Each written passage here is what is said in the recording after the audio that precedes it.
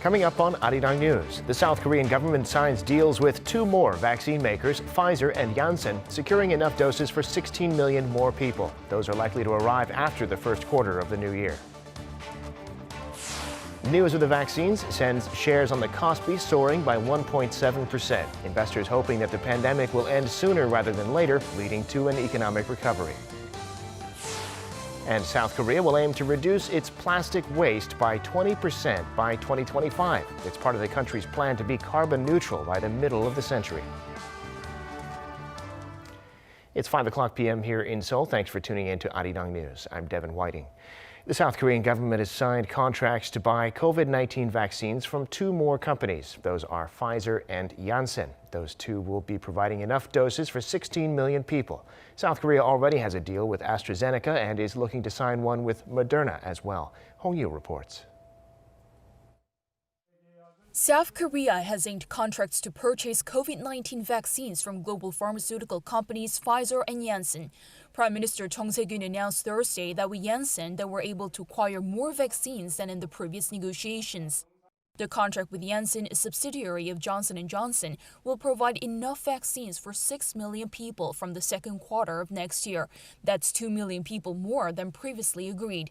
The Prime Minister said that the government has also acquired enough vaccines for 10 million people from Pfizer. These vaccines are scheduled to arrive in Korea in the third quarter, but the government says it is looking for ways to speed up the process.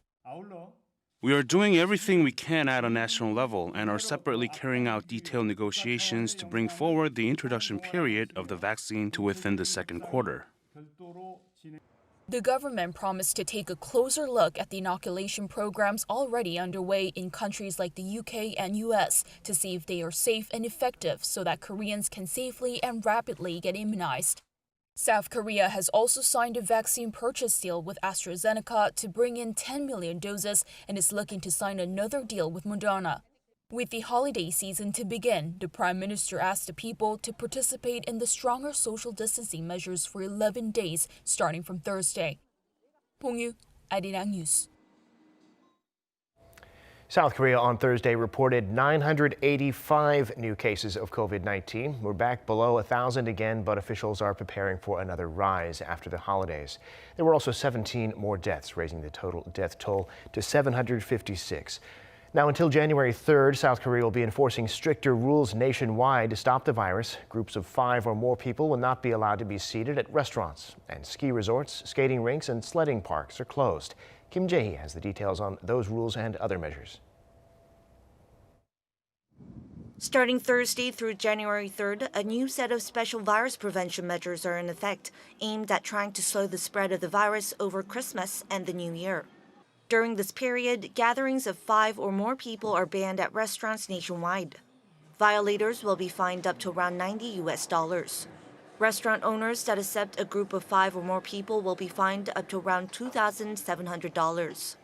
Although private gatherings of 5 or more people in places other than restaurants are not banned, except for those in the Greater Seoul area, the government highly advised the public to refrain from such meetings. Authorities also explained the ban does not mean that gatherings of up to 4 are safe. This does not mean a gathering of up to 4 people is safe. At this time, please cancel all meetings and appointments, and understand that a meeting of 5 or more people is highly risky. Also until January 3rd, winter sports facilities such as skating rinks and ski resorts, as well as popular year-end tourist spots such as Cheongdong-jin Beach and Namsan Park will be closed. Hotels and guest houses nationwide will only be allowed to have half of their rooms available for reservation. Movie theaters must be closed after 9 p.m., and department stores and large retailers are not to offer samples of food or drinks for tasting. Religious events such as weekly worship are to be held virtually, and meetings and meals organized by religious facilities are not allowed. This new set of measures cannot be mitigated by regional governments. Kim Jae-hee, Arirang News. North Korea says it's working to improve the quality of the education provided to its people in the pandemic by adopting new learning and teaching methods like visits to students' homes.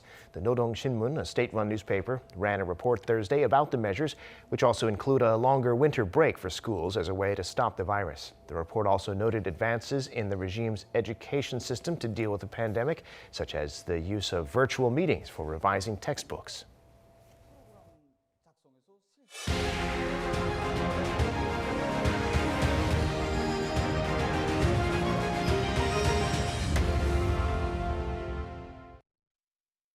Just 2 weeks after it crossed 2,700, South Korea's main stock index, the KOSPI, has passed another milestone, closing above 2,800 points for the first time.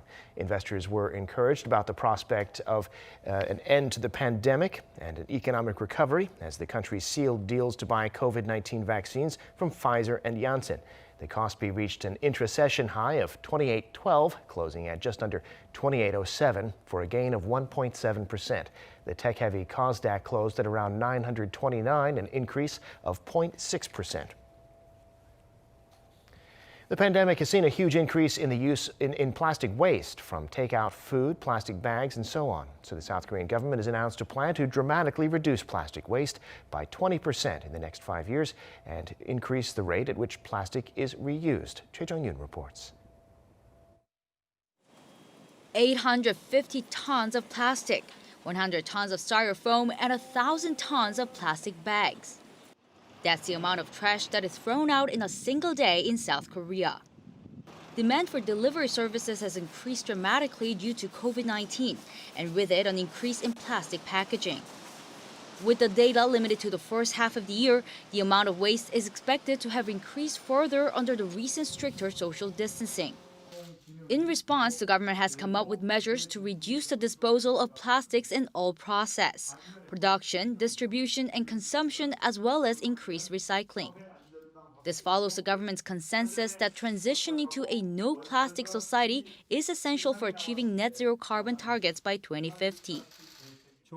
The government will extend the types of businesses that aren't allowed to use disposable packaging and strictly limit repacking and double packing until we get rid of single-use plastic in entire sectors. Under the plans to get rid of plastic, the Environment Ministry plans to reduce the disposal of plastic by 20% by the year 2025. And it aims to increase the proportion of recycled plastic to 70% from current 54%. In the long term, the government aims to reduce greenhouse gas emissions caused by plastic by 30% in the next 10 years, as well as transitioning 100% to biodegradable, environmental-friendly bioplastics by 2050. To reach such goals, plans are in place to minimize production and use of plastic containers. For instance, plastic dishes used in delivery services will gradually be limited by restricting the thickness of plates depending on the kind of food and type of holder.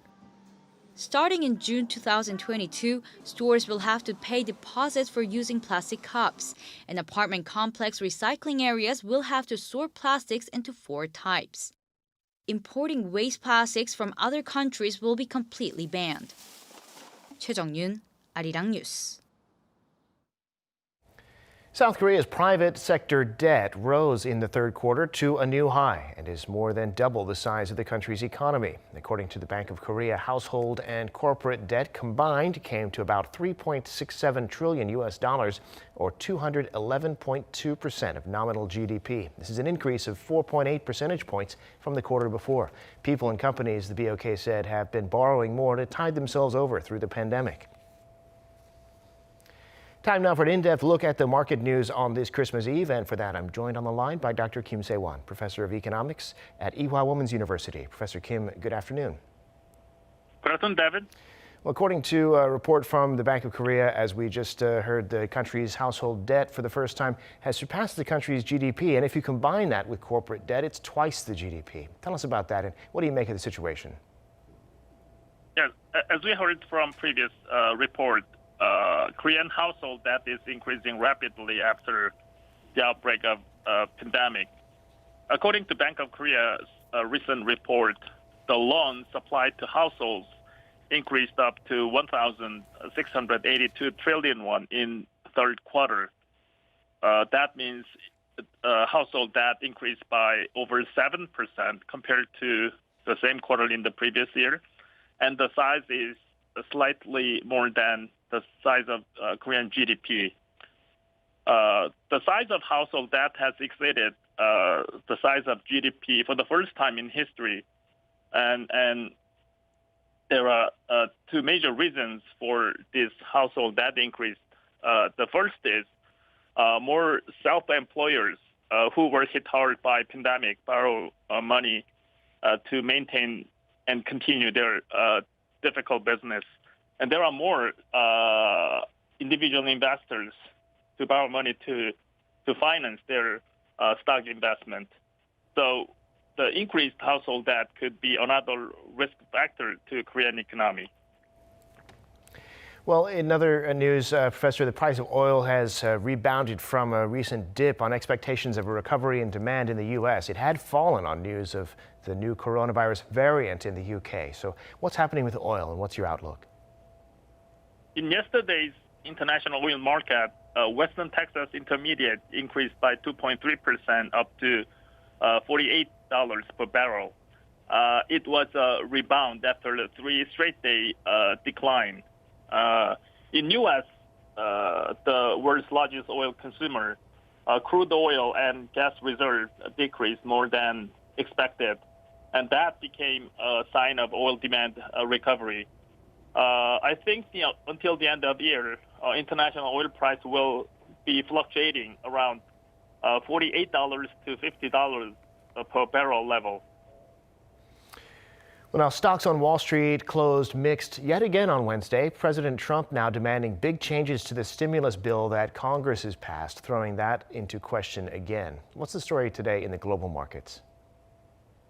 U.S. market was mixed between Dow Jones and NASDAQ yesterday.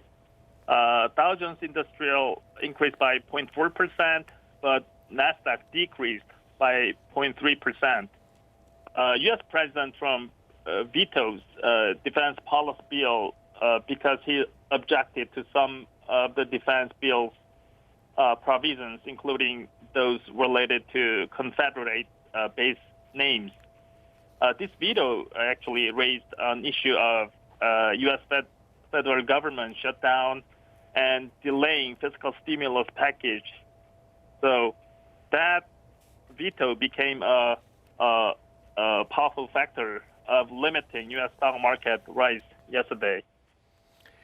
But today, another big gain for the KOSPI, closing at another record high above 2,800 points for the first time. Institutions and foreigners buying while retail investors seem to be taking profits. Tell us about the local markets. There was a big rally in Korean stock market today. KOSPI had 1.7% return and KOSDAQ had 0.6% return today. Particularly, as you talked about, KOSPI has exceeded 2,800 level temporarily for the first time in history. But unlike before, today's market boom was led by foreigners and domestic institutional investors. On the other side, domestic individual investors sold stocks aggressively. So we should pay attention whether domestic individual investors' pattern is changing.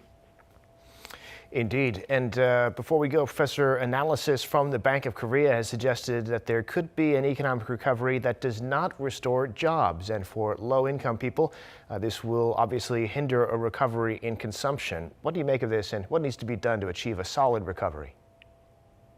Basically, the COVID pandemic enforces people to stay away to each other. So if we take a look at economic situation from the outbreak of a pandemic, business owners in service industry and self-employers are the hardest hit part of the whole economy. The service industry covers 70% of total employment and 60% of total GDP. So service industry is simply the most important main part of the Korean economy. But manufacturing is slowly recovering because of the export increase and physical investment increase. So service industry's recovery will take more time and efforts. I believe it is time to make a decision on another round of relief funds on service industry, small business owners, and self-employers.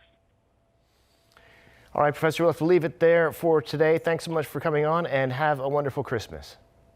Happy holidays to you too. Thank you.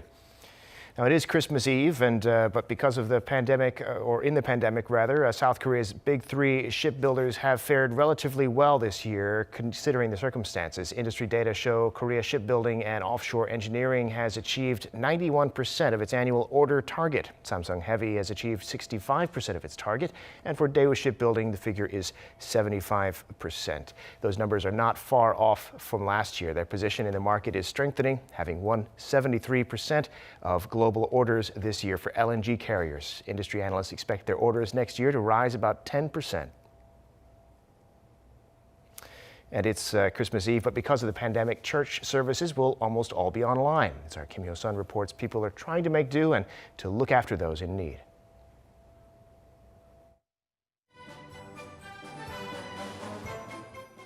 This is a Christmas carol sure to encourage the public to fight the COVID-19 pandemic and to never lose hope during these challenging times. It has been prepared by the United Christian Churches of Korea and Seoul Philharmonic Orchestra. The pandemic has brought us a Christmas like no other, as religious gatherings are banned nationwide to try and stem the spread. Business is disrupted due to COVID-19, and many people are having a tough time. I hope we can overcome the pandemic soon. For the first time in history, Christmas Mass is going online. We are waiting for Christmas with many uncertainties, especially due to the virus. Protestant churches are also embracing a never-seen-before celebration for the birth of Jesus. Christmas services will be live-streamed. Despite many hurdles, the spirit of goodwill and caring continues to spread throughout the community.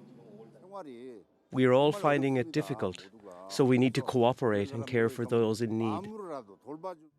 While reflecting on the Christmas message of peace and goodwill to all, many are also praying that next year's Christmas will be back to normal. Kim Hyo-sun, Arirang News.